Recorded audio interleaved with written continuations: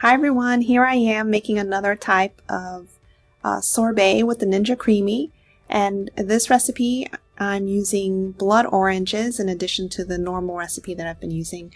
I'll have the recipe down in the description, but just to walk you through, I'm going through and documenting the basically the entire process of going through and making the sorbet.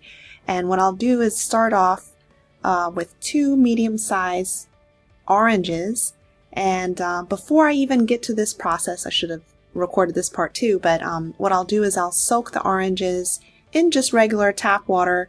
Just let them sit there for 5-10 minutes or so, and then I'll rinse them off and rub, basically clean off the skin, because sometimes, just being at the grocery store, they can get dirty, they can have sediment, they can have, people touching them, and also different types of waxes that might be on the outside of the skin. And before I put it on the cutting board or process it, I want to make sure the oranges are nice and clean. And in this case, they are about medium-sized oranges, so depending on if you have a larger or smaller orange, you may want to have a little more or a little less of the orange, so it doesn't fill the container past the max fill line. And what I'm doing now is I'm just peeling off all the extra pith that might be on the orange, just to make sure it's a nice and smooth sorbet. And if you've never had blood oranges before, you'll notice how dark red they are compared to a normal bright orange color. And the flavor isn't too much different. So I don't think it's as tart as a normal like navel orange, for example. But they are very healthy for you. They have a lot of antioxidants in them, and a lot of times people use blood oranges in with salads or just not with food that's super tart. And if you have, maybe you're sensitive to oranges, like if they give you orange acid reflux, maybe you can try using a blood orange instead, because I don't feel like they're as tart or as acidic as other oranges. So here we go. I'm just cutting it up into segments, and 2 navel oranges are going to go in. But here you can see how rich and dark red the coloring is, which will also translate into your sorbet being a very rich and dark red color that people may mistaken for strawberry or even like a cherry flavor. But they will be surprised because it will have a citrus flavor to it. So just going through and cutting it up in segments, and as I've mentioned in some of my other videos, I cut it up into smaller sections because I want this sorbet to be on the smoother side. But if you like having pieces of fruit, like actual pieces of fruit in your sorbet, then you may want to have larger sections, because the Ninja Creami has a little bit of hard time processing through larger sections. So I'm just cutting it through, and I'm going to add it in.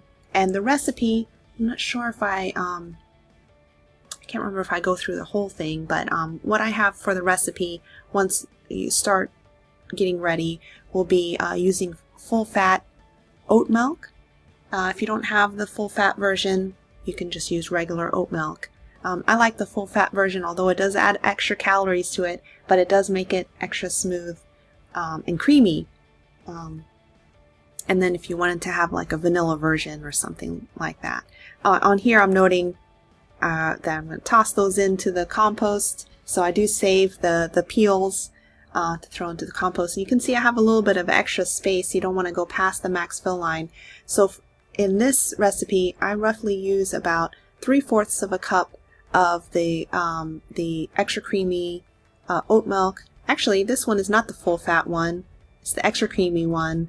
So I like to alternate. And then the light agave, but you can just use regular, or even if you have dark agave. But in this case, I do like using the light agave. I feel like it's a little bit lighter tasting. So 1/4 of a cup of light agave, and adjust your sweetness level depending on your preferences. I like it a little bit less sweet and feel like it's a little bit healthier that way, but if you have kids or someone that has a little bit more of a sweet tooth, you can add a little bit more sweetener. And I mix it in a separate container because I like to mix it in mix it separately before pouring it in to make sure that the flavor is very consistent throughout. Although the Ninja Creami does process it through anyway, but this just ensures that it's a little more consistent. And then when you pour it in, you just want to make sure that it doesn't pass the max fill line. I could have probably added a little bit more, and then you also don't want the fruit pieces to stick out past that level where the liquid is. So then the Ninja Creami has a very straight area to process. And make sure to have the cover on tight. One time I didn't have it on too tight, and it kind of absorbed the flavors in the freezer and almost tasted like something that you didn't want to eat. So make sure your cover's on tight. Freeze it for 24 hours, and then I went through and put it through the sorbet option, and you can see it's kind of crumbly. To save yourself from this, you can let it sit on the counter before you process it for a few minutes or so, or you can go back in and click the mix-in option, not the mix-in, the respin option, and you can see when I went through and did the respin again, it was a lot creamier the second time.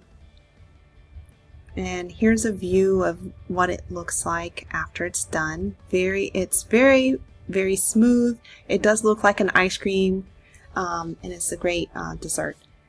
My daughter had wanted to add the whipped cream, so this is almond milk whipped cream on top with chocolate syrup, and it is a very good dessert. If you try this, let me know what you think. I like the coloring because it does add a different look to it, and it still has that delicious citrus flavor.